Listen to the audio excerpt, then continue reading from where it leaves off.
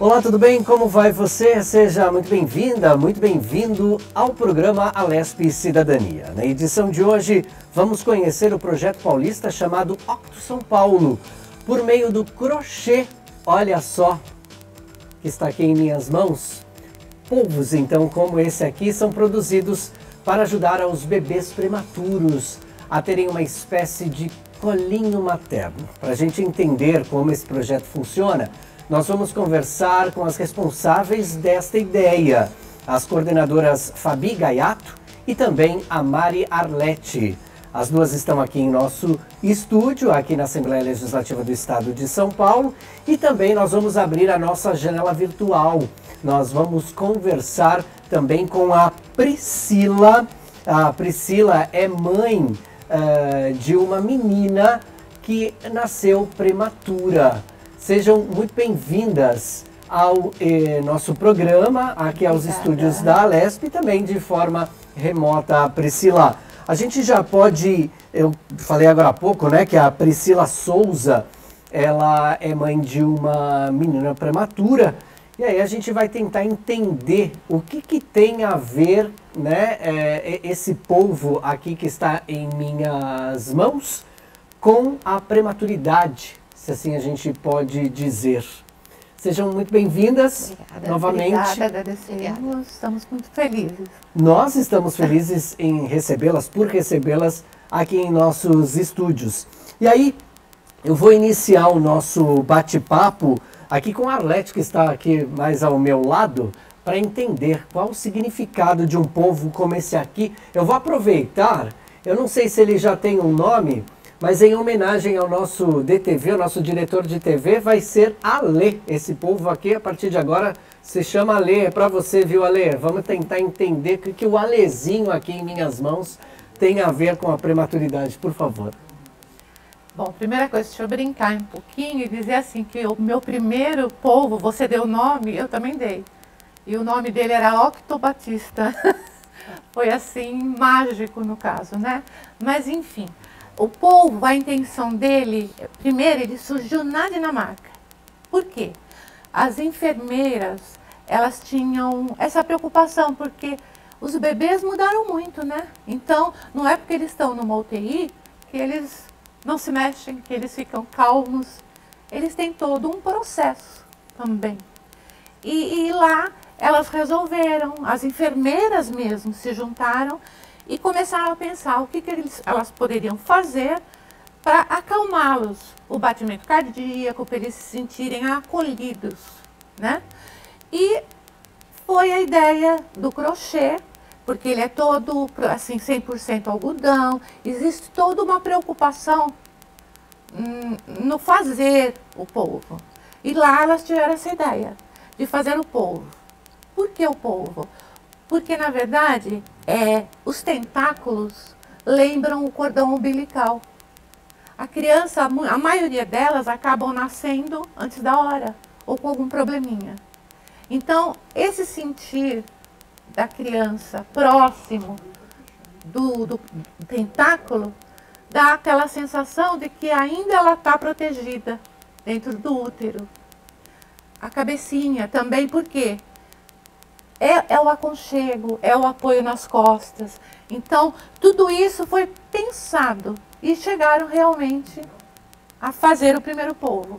E viram que foi bom, que deu certo. Para os bebês, para as mamães, enfim, todo esse processo. E aí, acabou entrando no Brasil, pelo Rio de Janeiro, com a Luciana Trentini. E depois passou para São Paulo. Quem, na verdade, iniciou o projeto foi a Gabriela. E nós, eu e a Fabíola, assistindo o Fantástico, na época, vimos falar sobre o projeto. E acabamos nos interessando em doar. Vamos fazer, porque ele funciona assim, tudo à base da doação. Não existe dinheiro, não existe nada. Como chegam as linhas, é por doação, como é feito, são pessoas que se propõem a fazer. Então, tudo isso é muito bonito porque existe esse amor desse processo, é um caminho. Eu falo que é um ciclo, na verdade, né? Uma bola de neve que vai chegando lá no final. E a gente resolveu doar, então. Aí ela me ligou, a Fabiola, e fez assim, vamos aprender a fazer o polvo para doar? Falei, adorei a ideia, vamos fazer então. E procuramos alguém que nos ensinasse. No começo, assim, eu nunca havia pego uma agulha na mão. Nunca fui, assim, vamos dizer, crocheteira, gostasse disso. E ela, idem. A Fabiola também é a mesma coisa. Fomos lá, acabamos aprendendo, acabamos doando. E nesse momento, essa que era responsável, a Gabriela, ela falou assim, olha, não tem ninguém responsável pela Zona Leste. E nós somos da Zona Leste. Vocês não querem, ao invés de doar, participar do projeto como coordenadoras ou um auxílio maior? Ficamos assim muito felizes com o convite e começamos a fazer a entrega. Tanto que foi o meu primeiro, foi o Octo Batista, que foi o nome dado que escolhi para dar para ele. E foi muito engraçado, porque eu não tinha uma noção, eu não sabia fazer. Como ela também não. E eu fiz assim, com muito amor. E deixei lá. Quando meu filho chegou, que eu fui mostrar meu primeiro polvo, que ia ser entregue, né, para os bebês, quando ele pegou, ele fez assim, mãe, octo, por quê? São 8 perninhas. Ele falou, a sua tem 7. Eu havia feito errado no meu primeiro polvo. Aí minha nora, eu fiquei assim, ai, meu Deus, e agora? Minha nora virou e fez assim, ué, ele é uma inclusão, ele vai assim. E o Octo Batista foi. E assim, apareceu em fotos, foi para as crianças, ela fez os delas e conseguimos assim, ir crescendo nesse aspecto de compreender o significado real. Aí nós vimos o significado da importância desse polvinho, que até então a gente havia visto pela TV. E o primeiro hospital que nós mesmos, eu, Fabiola, entramos em contato foi com Santa Marcelina, em Itaquera. E a gente foi muito bem recebida, muito mesmo.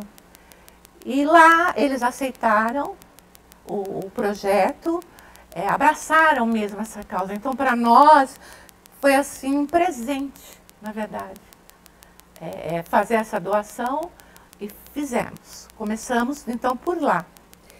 E aí explicamos, nessa reunião, a gente explicou que a importância do polvo, que no caso, os tentáculos equivalem ao cordão umbilical, que ele acalma o bebê, uma série de coisas. Mas até então a gente estava reproduzindo o que a gente ouvia. E ali realmente iniciou a nossa experiência com o projeto, né? E entregamos e explicamos assim.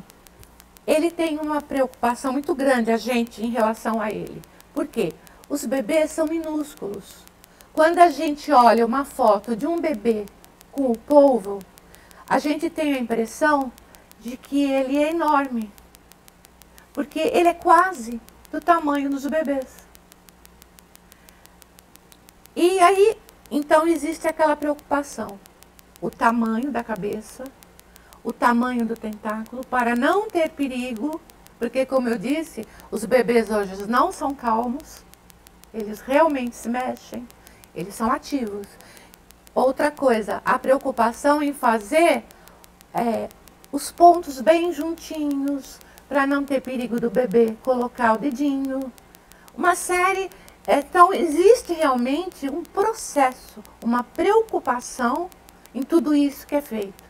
A gente faz realmente assim com muito amor e muita responsabilidade. E cada vez que a gente começou a fazer contato com os hospitais, e isso foi em 2018, julho de 2018, que a gente começou a realmente tomar frente, né? Fizemos uma reunião, foram várias pessoas, conhecer o trabalho, conhecer a importância, aprender a fazer, né? Porque aí entender o tamanho, por que não pode ser maior? Porque é perigoso. Então tem todo esse cuidado, né? E a gente realmente tem muito esta preocupação. Os hospitais que trabalham com a gente sabem disso. Agora, Fabi, diante dessa exposição da Arlete aqui pra gente, né? Nós temos aqui vocês trouxeram diversos polvos assim, né? Além do Alê, que está aqui em minha mão novamente, a gente mostra. E tem até uns óculos aqui, este Alê. E aí é muito interessante, porque são diversas cores, mas eles são sempre os mesmos, como a Arlete já trouxe. E referendo a essa realidade da importância de ter um objeto como este aqui, presente ao lado desses bebês, desses prematuros. Vocês têm ideias de quantos já foram feitos ao longo desses 5 anos? Olha, de verdade, não tenho ideia. Só para você, assim, os hospitais que a gente entrega é sempre o dobro do que eles têm na UTI. Então, por exemplo, se eles têm 30 lugares na UTI, nós entregamos 60, né? Então, não tenho essa ideia, mas já foram muitos polvinhos, né? Mas eu gostaria só de reiterar o que a Arlete falou, essa preocupação que a gente tem, porque a cabecinha, ela tem que ter no máximo 9 centímetros, né? Porque ela encaixa entre o pescoço e o ombro do bebê. Então, acaba sendo esse acolhimento que ela mencionou, né? E a importância dos tentáculos não serem maiores é para que não haja um enforcamento do bebê, né? E, na verdade, o que colocou a gente deixou a gente muito emocionado no primeiro contato com o hospital, porque até então, como ela mesmo disse, a gente só tinha a experiência do se ouvir. E lá a gente presenciou, né? Inclusive, mães estavam conosco no dia da entrega e ela nos deixou entrar dentro da UTI neonatal. E lá realmente foi um momento de emoção mesmo, né? A gente chorou muito naquele dia porque a mãe chegou até nós e falou: vocês não têm a ideia do quanto o polvo foi importante para o meu bebê, né? Por quê? Porque, na verdade, essa criança, ela está toda comprometida com fios ali, né, que está alimentando, são sondas ali, né, aquela luz o tempo todo em cima deles. E aí ela fala que o bebê tirava muito a sonda, né, e a partir do momento que era dado o polvinho na mão dele, ele segurava no tentáculo e não puxava mais a sonda, né, e os batimentos cardíacos a gente pôde ver ali na hora, que quando ele perdia o polvinho e ele achava, ele pegava, automaticamente os batimentos cardíacos dele baixavam também, né? Então a gente não tinha essa dimensão, né, do quanto ele faz a diferença dentro de uma UTI ali, né? Então para a gente realmente foi muito emocionante e foi o gás que a gente precisava para continuar. Porque até então a gente tinha a intenção só de confeccionar, né? A gente queria ajudar de alguma forma. E aí a gente viu que realmente era tudo que a gente queria, né? Porque a gente sempre pensava em fazer algo voluntário. A gente já tinha participado de outras formas, né? Em outras ações. Mas quando a gente pôde ver ali, presencialmente, o quanto faz a diferença daquele polvo ali com aquele bebê, né? Porque muitas vezes a mãe não pode estar ali, né, o tempo todo, né? E aí você vê que de uma forma tão pequenininha pode dar um conforto não só para o bebê, mas para aquela mãe ali também, não tem preço que pague, né? Passam a fazer parte da vida, da família. Eu quero ouvir um pouco a Priscila, que está de forma remota por aqui, já que as duas coordenadoras do projeto estão aqui conosco no estúdio. Mas agora, é claro que, né, diante da fala das duas, aqui, Priscila, eu queria que você trouxesse então uma reflexão.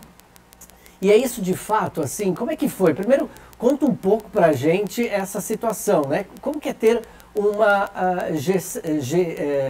saber que vai nascer um filho, então, né, prematuro. Como que foi esse primeiro impacto? Porque muito se fala sobre isso, né?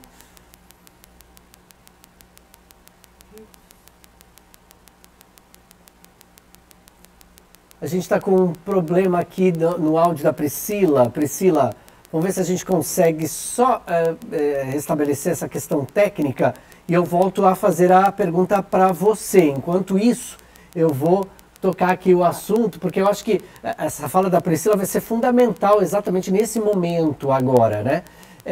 Mas vocês falavam sobre a questão de emoção e sentir a emoção desses bebês, porque estão ali ligados às máquinas, e aí o batimento cardíaco manifestava-se naquele momento, e aí também tem a própria mãe que está assistindo ali. Quais eram esses sentimentos assim? Traga pra gente isso, por favor. Assim, as mães, o que acontece? Elas acabam absorvendo essa situação de uma forma, porque o polvinho, ele passa a ser da criança, um companheiro da criança lá dentro. Então, a mãe vê aquilo como parte da vida deles. Porque tem crianças que ficam bastante, ou umas ficam poucas, mas outras ficam muito tempo. E passa a ser realmente da família. Eu tenho até uma enfermeira que me fez uma colocação, eu achei assim, muito emocionante. Ela virou e fez assim: outro dia eu estava dentro da UTI e uma mãe precisava sair para resolver uma questão dela. Ela chegou para a enfermeira e fez assim: olha, eu estou dando uma saidinha, mas não tem problema. O bebê estava com o polvo, com quem dizendo, está protegido, está acalentado, eu mesmo não estando aqui. E ela me colocou isso. Ela falou: você não faz ideia como nós ficamos emocionados também dentro da UTI. Os que trabalham lá o dia inteiro naquela situação. Então, olha a importância, como a gente acha que tudo isso tem uma relevância muito grande. Arlete, conseguimos restabelecer a comunicação com a Priscila. Priscila, eu te perguntei como que é, primeiramente, receber uma notícia de que um filho vai nascer prematuro. Olha, é uma coisa que impacta muito a vida da gente. A gente não se espera por isso, né? Eu tava com uma gestação tranquila. A minha filha, ela nasceu de 25 semanas, que seriam 6 meses completos, né? E ela nasceu muito pequenininha, ela nasceu com 885 gramas. Então, a primeira visita dela eu só consegui no dia seguinte. E a gente passa por aquela situação assim, de medo muito grande. E até você entender tudo o que está acontecendo, demora um pouquinho. Mas depois que você entende, você passa a acolher outras mães, assim como algumas mães me acolheram na época, né? E o polvinho, ele tá desde o primeiro dia dela na UTI. O polvinho, ele acompanha a criança desde o primeiro dia até o dia da alta dessa criança. Então, ele é único, ele não tem a troca.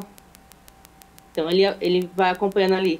Por exemplo, a minha filha ficou 69 dias. Então, ele estava desde o primeiro dia com ela até o finalzinho. E como que como é que foi essa experiência tua de receber o polvo? E aí, esse trabalho, como é que você percebeu que ela se afeiçoou a esse objeto? Então, ela sempre foi muito agitada, desde que ela nasceu, ela sempre foi muito agitadinha. Então, o polvinho chegou, ele chegava, ela colocava assim no peitinho dela, ela já vinha com a mãozinha e ficava ali, sabe, confortável, segura.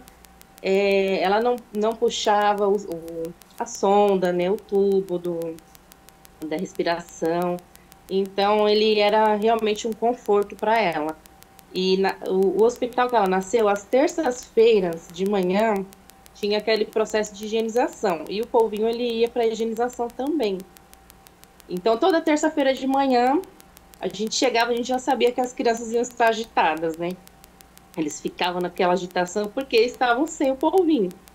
E cada polvinho, ele vai com o nome da criança num saquinho para lavar e esterilizar, né? Porque tem criança que passa muitos meses no hospital e não tem condições, né, de ficar com ele sujo. Então, ele vai para lavagem, esteriliza, depois ele volta para essa mesma criança.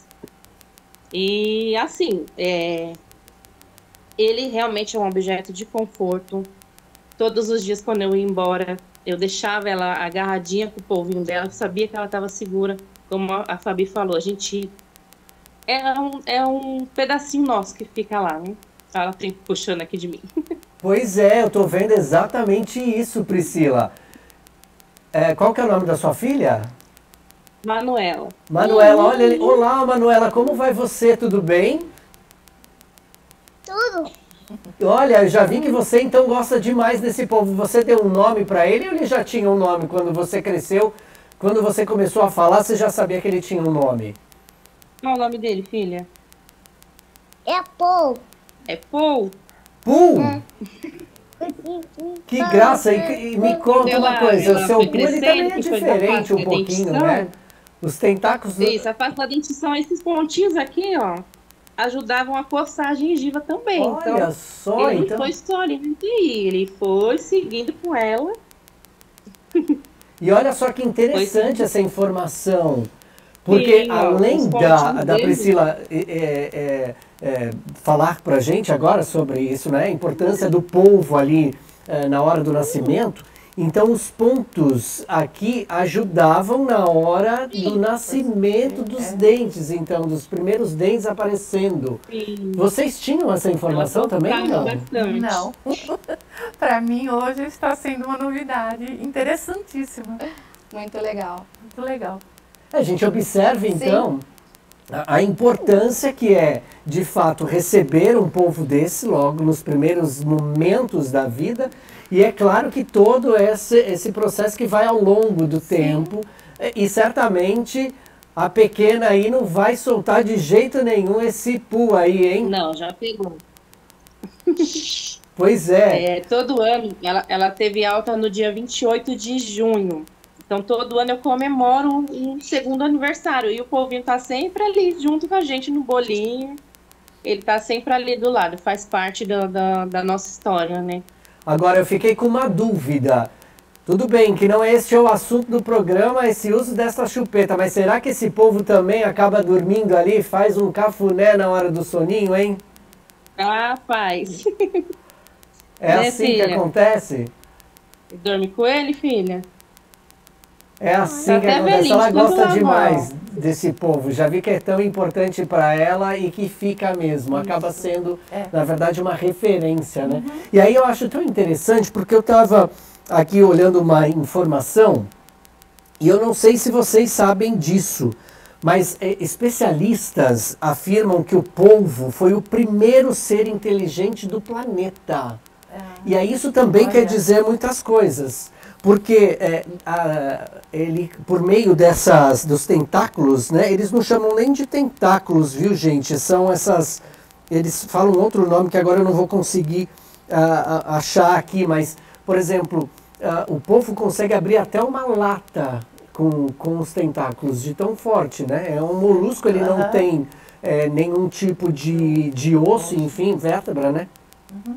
Mas ele é de fundamental importância. E a gente fica pensando aqui, tentando imaginar o porquê de fato veio o polvo. É claro que vocês já explicaram aqui pra gente. Mas aí, diante dessa colocação da pequena e também da Priscila, a gente observa que vai além. Vou repetir isso, porque acho que é importante a gente voltar a essa informação, que acho que fica até como um exemplo para que vocês possam levar isso para frente, né? Ajuda aí muito. Porque isso até acho que os dentistas podem observar isso também, né? Os pediatras vão poder entender melhor essa situação também, a importância. E aí é mais do que uma questão de ajuda no nascimento do dente e tal, é uma questão bem psicológica também presente, né? Inclusive, é o que a gente começou a notar no início que até então a gente achava assim, era para o bebê. A nossa preocupação era essa. Mas não, a gente viu que a família talvez receba até mais. Porque também uma mãe vê seu filho lá naquela caixinha, vamos colocar assim, né? E não poder levar para casa é muito delicado. Então isso também acaba aconchegando a família. Nós começamos a perceber que quando a gente ia levá-los, porque dependendo do hospital, é o que a Fabiola disse, é uma quantidade de polvos que vão, que é o dobro. Então, tem hospital que assim tem tantos bebês, que trabalham com tantos bebês na UTI, que eu já cheguei a entregar 100 polvos. E dura o máximo 3 meses. Então, quantas mães, quantas famílias, além dos bebês, estão sendo acolhidas nessa situação, nessa parte emocional de ter um filho numa UTI neonatal. É muito importante tudo isso. A gente começou realmente a perceber essa diferença em toda essa situação. E o grupo foi crescendo, vamos dizer assim, porque existe assim, Zona Leste, Zona Sul, Oeste e a Norte. Cada grupo, vamos dizer, é mantido por uma determinada pessoa, né?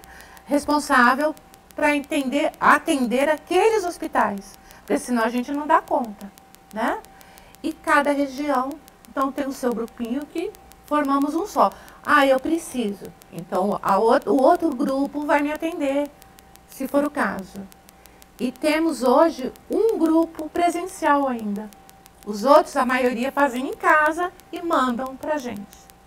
Mas existe um, que inclusive é na Moca, e lá é presencial. Então, além de tudo, olha que coisa, as pessoas que vão lá fazer o polvo também estão se ajudando.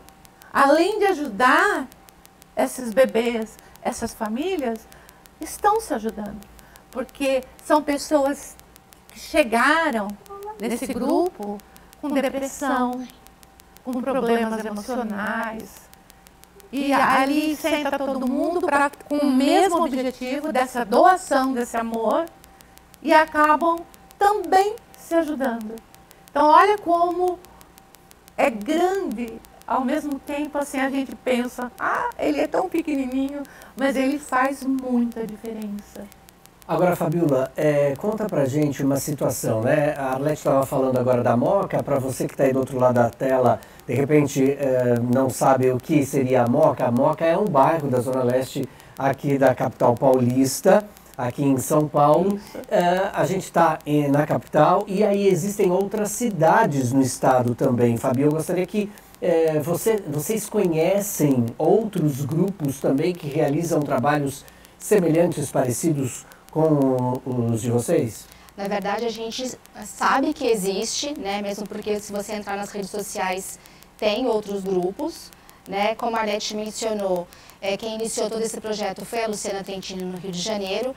E quando a gente absorveu o grupo para nós, né, o Octo São Paulo, o que acontece? A gente sempre foi passado para nós que quando se a gente fosse abrir algum grupo, teria que ser com a aprovação da Luciana, né? Então eu acredito que esses outros que existam com o nome Octo, né, tenha a participação dela, no caso a autorização dela para esse funcionamento, né? Porque tem outros que tem como Projeto Vida, que a gente sabe também que é de polvinhos, né?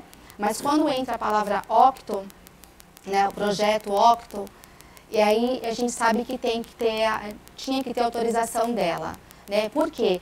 Porque rege realmente esse padrão. Qual é o padrão?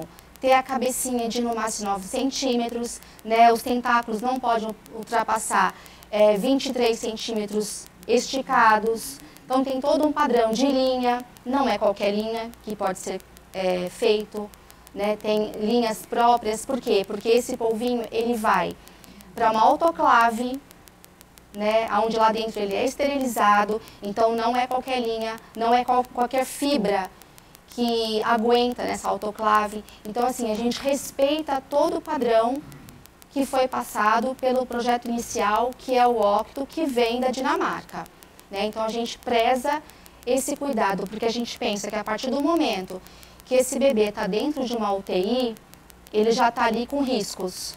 Então, a intenção nossa não é em nenhum momento, né, ocasionar qualquer outro tipo de problema. Então, a gente preza realmente o padrão. Né? Priscila, o que representa, né, você saber que hoje a sua filha está aí ao seu lado, muito bem de saúde, e ela foi acolhida por um objeto como este aqui que está em minhas mãos também, que vocês estão aí com um deles também, por favor. Olha, sou muito grata, como eu falei, ele era um pedacinho nosso que ficava lá. Então a gente depositava muito amor no bichinho e deixava a criança aos cuidados dele, né? Como se, não sei mensurar assim muito, mas foi muito importante, muito importante. Eu fico até... Eu guardo, assim, eu deixo ela brincar um pouquinho, mas isso daqui vai ficar guardado para sempre. Sem dúvida. E aí tem uma questão também, né? Se os tentáculos representam o cordão umbilical, a gente sabe que é o elo entre mãe e filho, né? Por meio do cordão umbilical passam todas as proteínas, o amor, o carinho, o afeto, tudo, não é? Além dos sentimentos, aqueles que vão nutrir psico e socialmente falando assim, né? A criança, o bebê, também existe a questão de alimento, né? E acredito que isso fica para você também como mãe, né? Esse elo, essa natureza de elo, né? Sim, exatamente. A gente via as mãozinhas assim, bem, aquela mãozinha pequenininha assim, ó. E não entra, porque como ela falou, o pontinho ele é feito próprio, então os dedinhos são muito fininhos, vocês não têm noção, gente. Então eles seguravam assim e não tinha risco, não apresentava nenhum risco, não entrava assim, sabe? E realmente representa um elo, é como se a gente estivesse lá. Como eu falei, todos os dias eu deixava, no final do dia eu deixava ela bem abraçadinha, você tá segura, você tá comigo. E era isso que ele representava para mim. Muito bem, eu quero agradecer a Priscila Souza, que está de forma remota, né, conosco aqui no programa de hoje. E já quero agradecer também a pequena aí, já vou deixar um tchau, um abraço para vocês, que a gente já vai passar aí para um próximo bloco, a gente vai fazer um intervalo. Então, muito obrigado pela sua participação e guarde esse povo aí, o Poo, com carinho e alegria, que possa perpetuar aí durante anos. Com certeza. Muito bem, vocês continuam aqui conosco em nosso estúdio e eu peço para que você que esteja aí do outro lado, é rapidinho, a gente vai fazer um intervalo, é muito rápido, a gente já volta.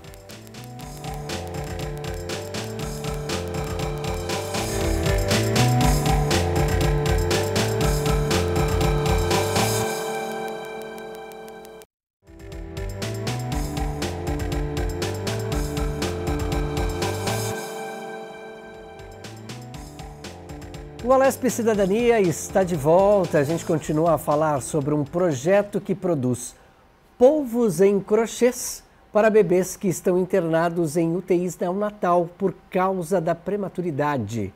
Em nosso estúdio, as coordenadoras do projeto, Andréa Galhardo e Mari Arlete.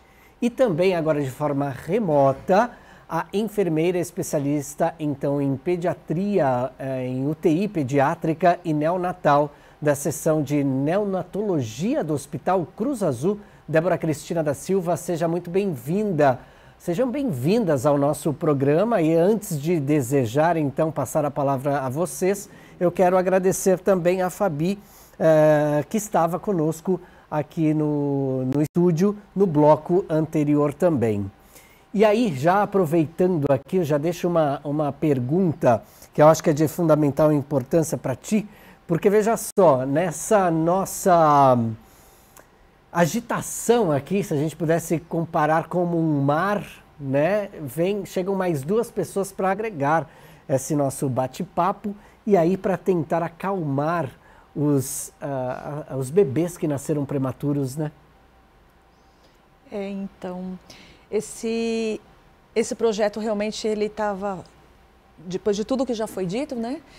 Ele realmente vem para dar assim, quando a gente pensa, quando a gente entra para o projeto, a gente acha que a gente está fazendo um favor, vamos dizer assim, né? Muitas vezes as pessoas acham que você participar de um projeto desse, ou de qualquer outro tipo de projeto, que a gente está fazendo um favor, mas na realidade é o contrário, é o sentimento que a gente tem é o contrário. É um sentimento de não gratidão, é a gratidão por eles, do projeto para nós. É o contrário, é aquela via de mão dupla, né? Então, realmente esse projeto, ele é um divisor de águas na vida dessas crianças, desses prematuros. Isso é um relato que todos os hospitais nos passam. E essa calmaria, esse acalento não tem, como a Fabíola falou, não tem preço isso, né? É uma coisa que nós é que ganhamos, na realidade, com isso, né? Nós fazemos o bem, mas nós recebemos muito mais em troca, né? Essa é a realidade, né? Agora, da Andréia, a gente passa para o bate-papo também com a Débora, que está de forma remota. A Andréia trabalha num hospital. E aí, perdão, né, a Débora, isso. A Débora, eu gostaria que você trouxesse, então, essa dimensão de quem é que está do outro lado, trabalhando exatamente com os bebês que acabaram de nascer, não é? Como é que você observa, então, a existência de um polvo como esse aqui, que está em minhas mãos?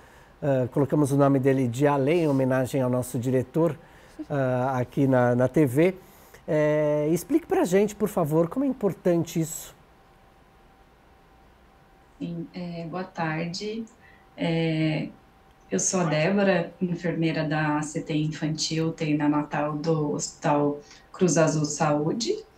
E desde 2018 que nós iniciamos esse projeto, né, com os polvos. Então, é muito importante para nós, né? Principalmente para os prematuros. Então, a gente instituiu o protocolo da polvoterapia na UTI neonatal. Esse protocolo, então, nós oferecemos o polvo para os prematuros abaixo de 2 quilos. E foi visto uma grande diferença no desenvolvimento desses prematuros. Por exemplo, para os prematuros, o que significa o polvo, que a gente observa, né? Por exemplo, a diminuição da frequência cardíaca, da frequência respiratória, que para eles é muito importante, porque há um gasto energético menor quando vocês têm essa redução da frequência cardíaca, a frequência respiratória, e um ganho de peso mais importante, né? Porque o recém-nascido, o prematuro, ele se sente confortável com o polvo, né? Os tentáculos, eles lembram o cordão umbilical, né? A cabecinha do polvo é como se fosse a placenta. Então, ele que está ali sozinho na incubadora, ele tem o aconchego do polvo, né, que infelizmente não tem ali o aconchego da mãe esse tempo todo, então ele fica ali abraçadinho com o polvo e é o que acalma o prematuro. Agora, Débora, eu estava dando uma olhada aqui em alguns números que a produção deste programa separou para a gente. Eu acho que vale a gente tentar entender também um pouco sobre essa realidade de um bebê que nasce prematuro, né? O Brasil, ele está em 10º lugar no ranking de países com ocorrências de partos prematuros. Por que isso acontece? Por que a prematuridade é uma realidade?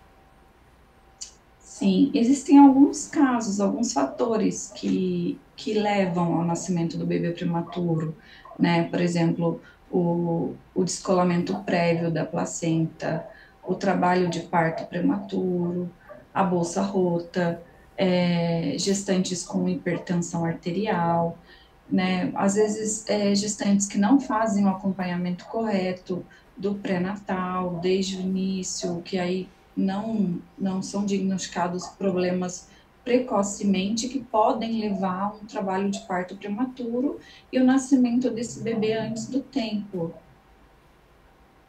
Aí, durante a pandemia, né, nós estamos ainda nesse processo pandêmico, mas numa época mais restritiva, houve um aumento também no número de casos de nascimento de prematuros?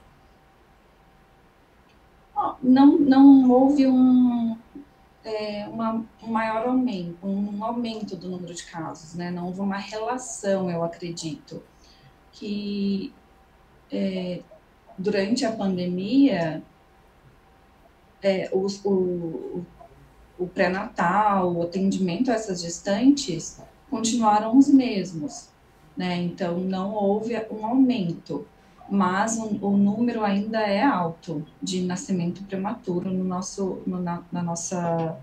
hospital, né? Na nossa empresa. E aí, falando exatamente por esse processo, né, da pandemia, em que as pessoas ficaram bem mais isoladas, né, houve o distanciamento social bem rígido, a produção de objetos como os polvos mesmo, né, houve uma intensificação no número de produção, vocês recebiam mais, como que era isso? Sim, sim. Recebemos mais, né, que a gente sabe que também é um trabalho voluntário, né, de quem faz os polvos, então houve sim um aumento. Acredito que pelas pessoas ficarem mais em casas e ter um olhar para o outro, né, quem estava no hospital, aquela mãe que teve seu bebê prematuro, que não podia receber o apoio dos familiares, que passaram por essa situação, mas sozinha. Então, acredito que sim, aumentou sim a produção dos polvos. É realidade isso, Arlete, Andréia? Sim, primeiro nós não paramos, mesmo com a pandemia, a gente continuou, lógico, à distância, cada um na sua casa, mas existia aquele momento em que a gente recebia os polvos e aí levávamos uma quantidade maior para não ter tanto este contato, né? E aí foi entregue, nós não paramos e realmente a produção continuou na pandemia a todo vapor. Nós não paramos, não houve essa intenção de... Então ela realmente continuou normal, as entregas, como eu falei, eram mais, assim, uma quantidade maior de polvo para poder suprir o hospital. Mas nós não paramos, realmente continuamos. E a entrega deve ter sido um pouco complicada, né? A gente redobrou, né, os cuidados, né? Como ela falou, a gente entregava em maiores quantidades para evitar até de ter que ir ao hospital. As entregas não eram mais, nós não podíamos mais entrar no hospital, nós entregamos nos estacionamentos, né, justamente para evitar qualquer tipo de contato. Então, os nossos cuidados redobraram durante a pandemia. Eu tive muito mais pedido dos hospitais que eu atendo, né, porque eu atendo uma parte e as meninas atendem outra parte, né. Então, a gente está junto, porém, cada um coordenou num setor para que a engrenagem funcione, né? Mas teve bastante pedido durante a pandemia. Agora, Débora, eu fico pensando aqui numa situação, porque de acordo com a fala da Fabi, que esteve conosco aqui no primeiro bloco, a Arlete, a Andréia, existem diversas instituições hospitalares que pedem, então, apoio desses voluntários, então, e voluntárias, claro, na manifestação, na entrega, na produção. Só que aí também existe uma resolução, se assim a gente pode dizer, uma orientação do Ministério da Saúde, falando sobre a produção desses objetos, dizendo que eles não podem ser vistos como um objeto terapêutico. Como é que os médicos, os enfermeiros, os profissionais que estão ali entendem essa realidade? Não é um sentido terapêutico, mas ao mesmo tempo acaba sendo. Como é que fica isso? Existem outras várias terapêuticas para o prematuro, né, para essa questão do ganho de peso, desenvolvimento do prematuro na UTI neonatal. Porém, foi comprovado que sim, o polvo é uma terapêutica alinhada a outros tipos de terapia, medicamentoso, por exemplo, né, aleitamento materno, não no caso, né, mas o prematuro recebe via sonda também o leite materno e outros tipos de nutrição, porém, o polvo sim, a gente entra, então, no protocolo institucional que aceita o polvo como um projeto terapêutico, e aí a gente faz de acordo com a Anvisa, com a vigilância sanitária, a esterilização destes polvos. Então, nós recebemos o polvo, que é esterilizado antes de darmos para o prematuro, que na nossa visão de profissionais da saúde, há sim uma resposta positiva com esse projeto, com essa terapia. Eu tenho visto aqui também, pela pauta aqui, que existe um método chamado canguru. O que seria isso? Canguru? Isso, não entendi. Canguru, aqui é um método canguru, que talvez não substituiria, é isso mesmo, né? Que não substituiria, não. Então. Como que é isso? Canguru também é uma outra terapêutica, né? A partir do momento que é indicado, que o prematuro ele tem indicação de sair da incubadora, ele é feito o canguru 3 vezes ao dia. Pode ser a mãe, pode ser o pai, pode ser, né, um familiar que esteja apto para entrar na UTI neonatal. Essa pessoa, então, vai ficar pele a pele com o prematuro, né? O prematuro é colocado de barriguinha no peito, né, da mãe, do pai, e é colocado o avental por cima. Então, é como se fosse um canguru mesmo, que aí vai ter contato pele a pele, né? Esse contato aquece, acalma, e tem uma familiarização, vamos dizer assim, né? Um contato próximo para esse prematuro que ficou tanto tempo nessa incubadora, distante do contato da mãe ou do pai. Muito legal você trazer essa realidade, porque é exatamente isso que também é uma orientação do Ministério da Saúde, que não vem, no caso, a existência do polvo substituir o método canguru de forma alguma. A gente entende, então, e já está bem claro, diante da argumentação de vocês aqui, que este é um método interessante, de acordo com os especialistas, médicos, pediatras, os próprios enfermeiros, né, que estão ali na linha de frente, e claro, todos os voluntários, que este é um método suficiente para atendimento logo no primeiro momento do nascimento deste bebê, desse novo ser. E aí é claro que o método canguru vem, claro, substituir, então. É importante que você tenha aquele contato entre pai e mãe e responsável. Agora, eu acredito que fica também aqui uma sugestão para que mais pessoas, né, se juntem a essa realidade que é tão importante e que venham fazer a diferença, né? Com certeza, fazer parte mesmo, né, desse processo todo que é importante e gratificante. Porque quando a gente vê as pessoas participando, existe uma ligação e algo muito interessante. Por exemplo, na entrega, existe todo, realmente, como ela falou, um protocolo. E nós também temos essa preocupação. Então, antes de levá-los, em casa existe a lavagem, toda essa preocupação. A gente coloca luva, máscara, para realmente entregá-los em ordem, tá? Aí vai em saquinhos individuais, então todos eles estão higienizados. A primeira vez que eu conversei com uma médica responsável, ela falou assim, inclusive, não se secar na secadora, e sim ao sol, que seria melhor, que é diferente dentro de um hospital. E quando a gente faz o contato, que é assim, quando a gente faz o contato com o hospital, a gente leva todas as explicações, todo esse processo de importância quando o povo já está lá dentro. É responsabilidade do hospital, mas nós temos assim, nós passamos essa necessidade, tá?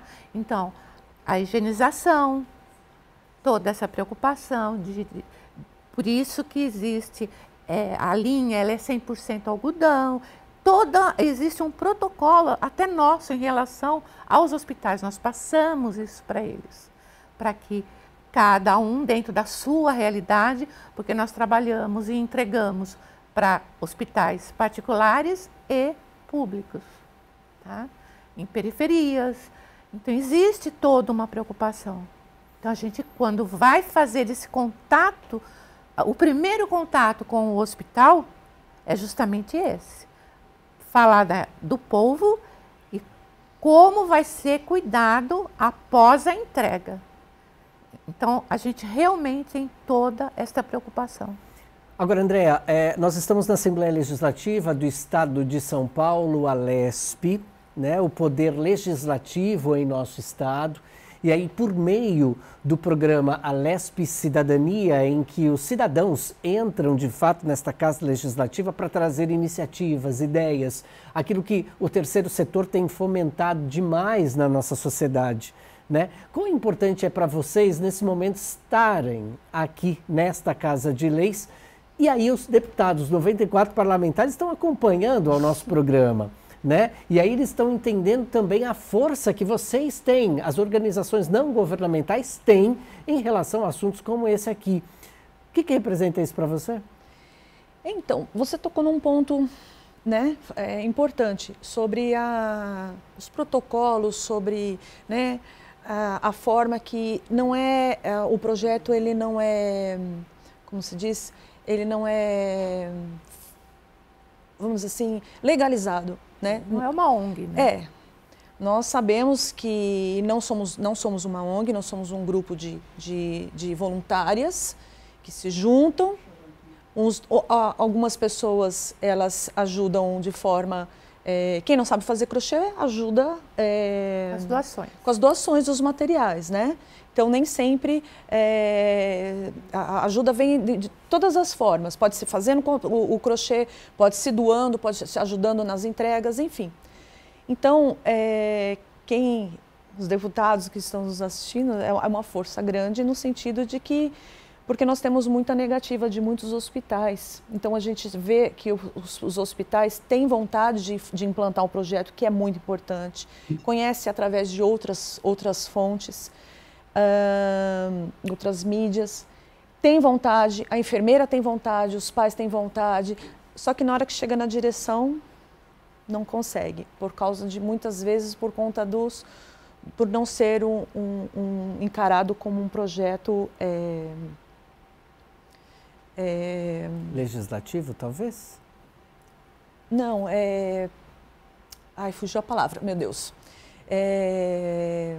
Um projeto que tenha um acompanhamento, de repente formalizado, algo assim? Exato, né? A gente ainda bate em leis, né?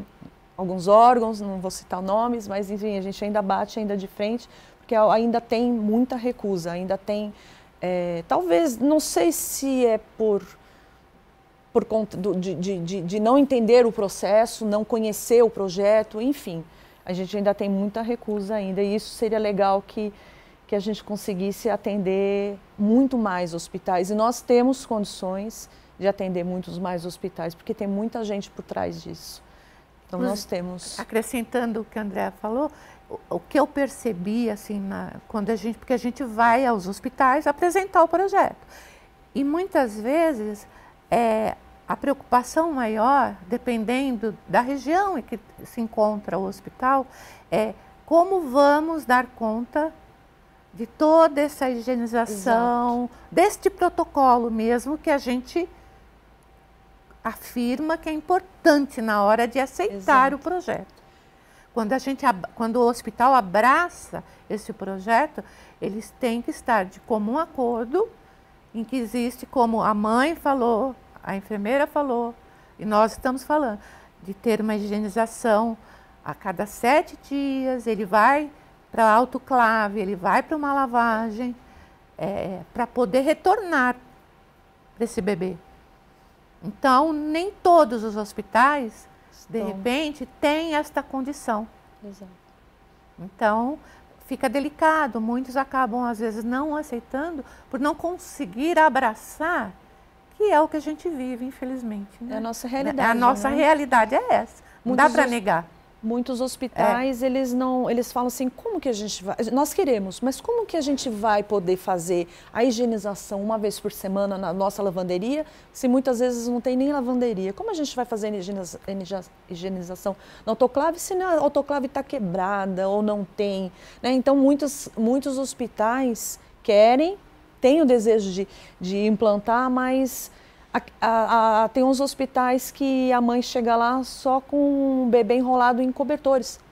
Não tem nem condições de fazer um enxoval. Então, como que o hospital vai passar essa obrigação para a mãe levar aquele bebezinho, o polvinho para casa e fazer a higienização, se ele não tem, aquela mãe não tem condição, né? Então, acaba que a gente não consegue implantar naquele hospital.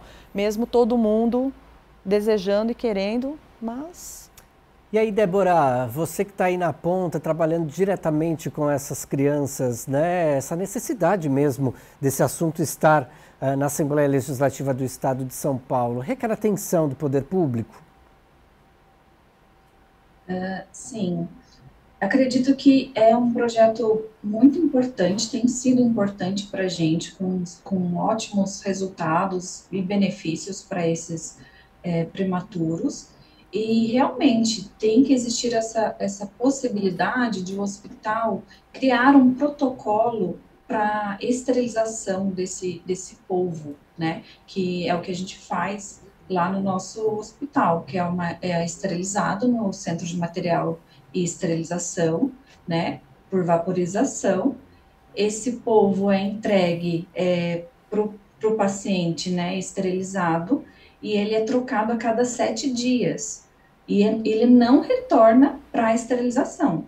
Depois de 7 dias, ele é doado para a mãe levar para casa, né? E na casa ela vai fazer a higiene, vai, né, ficar com um polvo para ela. E depois de 7 dias, a gente pega um outro polvo novo que foi esterilizado para esse bebê, para que não haja o risco de infecção, né? Se esse polvo é sujo por alguma secreção, se cai no chão, a gente também tira de uso, a gente vai pegar um polvo novo. Então, sim, tem que existir esse protocolo. E aí entra a questão do poder público, né, de oferecer para essas instituições públicas a esterilização, né, a oportunidade de ter um CME ativo que possa fazer a esterilização desse polvo, que, sim, comprovadamente é um projeto, né, uma terapêutica que traz resultados positivos. Débora, eu quero pedir para que você traga, então, uma reflexão. A gente está quase finalizando o programa, a gravação deste programa. Você já mostrou, sim, que é importante a existência de polvos como esses, então, nas UTIs, nos hospitais, nas clínicas. Vamos fazer uma força-tarefa, não é? De repente, os parlamentares aqui da LESP podem ajudar e muito. Fique à vontade. Sim. No nosso hospital, a gente consegue fazer essa terapêutica e a gente consegue ver o quanto é importante para o desenvolvimento desse prematuro. E a alegria também de uma mãe que se sente tão, né, entristecida de ver o seu filho ali, internado no hospital, quando ela chega e ela não vê só aqueles equipamentos, aqueles fios ligados ao seu filho, ela vê ali um polvo, né, um brinquedo terapêutico, traz um alento para o coração daquela mãe, né, que o filho não está sozinho. Então, a gente entende a importância de pessoas que têm um poder maior, né, poder público, poder levar isso para outros hospitais, né, poder levar essa oportunidade de oferecer isso para as mães da rede do SUS, da rede pública, que possam ter um local apropriado para esterilizar esses polvos, para que possam vivenciar esse programa, para que possam ter a esperança, uma esperança a mais de verem a melhora, a recuperação de seus bebês, o desenvolvimento desse bebê prematuro. Andréa Arlete, perdão, vamos conversar com os deputados ou não? Com certeza, podendo, a gente aceita sim. Dá seguimento, né, a algo que a gente já faz com tanto amor, né? Que possa ser ampliado, né, para mais hospitais, com certeza. Né? E que possa chegar, não é? O Ale aqui em minhas mãos... Principalmente nesses hospitais que são distantes, em periferias, sim, que já sofrem tanto, que muitas vezes, como foi colocado, a mãe não tem nada, ela chega embrulhada, o bebê embrulhado no cobertor, quando tem. É uma maneira, a gente já percebeu que é uma maneira que acalenta muito. A gente vê a mãe se sentindo, recebendo algo que aquece o coração, não é outra coisa.